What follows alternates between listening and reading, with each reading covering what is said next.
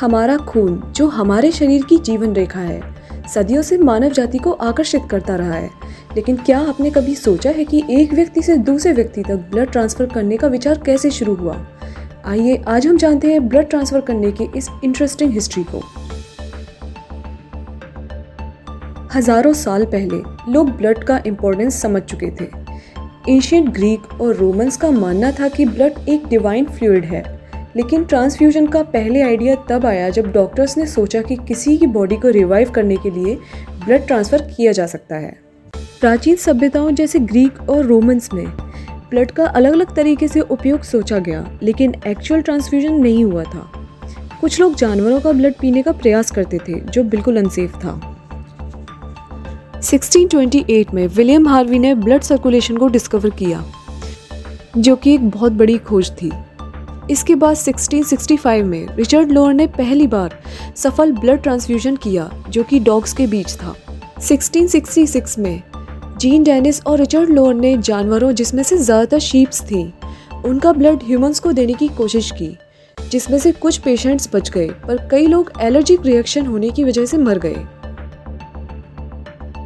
17th से 19th century के बीच blood transfusion के फेलियर्स के कारण फ्रांस और इंग्लैंड जैसे देशों में इसे बैन कर दिया गया।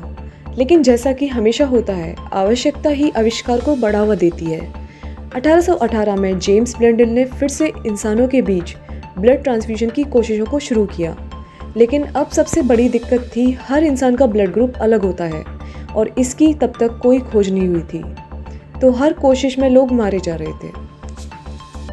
1901 में ऑस्ट्रियन साइंटिस्ट कार्ल ने ए, बी और ओ ब्लड ग्रुप की खोज की, जिससे ट्रांसफ्यूजन फेलियर्स का रीज़न समझ आने लगा।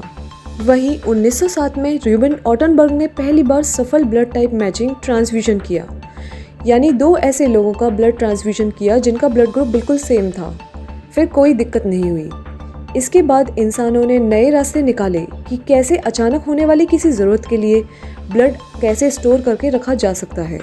1914 और 15 में सोडियम सिट्रेट का यूज शुरू हुआ, जिससे ब्लड स्टोर करना पॉसिबल हो पाया।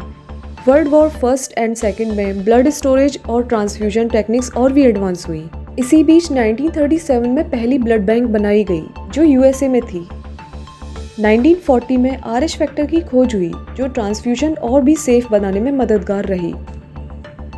1950 से 1970s के बीच प्लास्टिक बैग्स का यूज शुरू हुआ, जो ब्लड के ट्रांसपोर्टेशन और स्टोरेज में कामयाब रहा।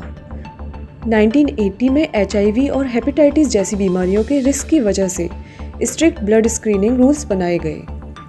आज के समय में advance blood testing, artificial blood research और automatic blood separation technology transfusion को और भी ज़्यादा सेफ और इफेक्टिव बना रही है। आज के दौर में ब्लड ट्रांसफ्यूजन एक लाइफ सेविंग मेडिकल टेक्निक है, जो सर्जरीज, एक्सीडेंट विक्टिम्स और एनीमिया जैसी बीमारियों के पेशेंट्स के लिए बहुत ज़रूरी है। लेकिन यहाँ तक पहुँचने का संघर्ष इतना आसान नहीं था। कितने ही जानवरों और इंसानों पर होने वाले जानलेवा प्रयोगों के बाद ये पॉसिबल हो पाया, जो आज आप अपने घर से 2 कदम दूर जाकर ही किसी भी बीमारी में ब्लड टेस्ट करवा के अपने शरीर के बारे में सब जान पाते हो। पुराने ज़मानों के एक्सपेरिमेंट्स से लेकर आज के मॉडर्न मेडिसिन तक, ये थी ब्लड ट्रांसफ्यूजन की कहानी। आप भी इस लाइफ सेविंग हिस्ट्री का हिस्सा बन सकते हैं, बस एक ब्लड डोनेशन से। अगर आपको ये वीडियो इन्फॉर्मेटिव लगा तो लाइक, शेयर एंड सब्सक्राइब करना ना भूलें।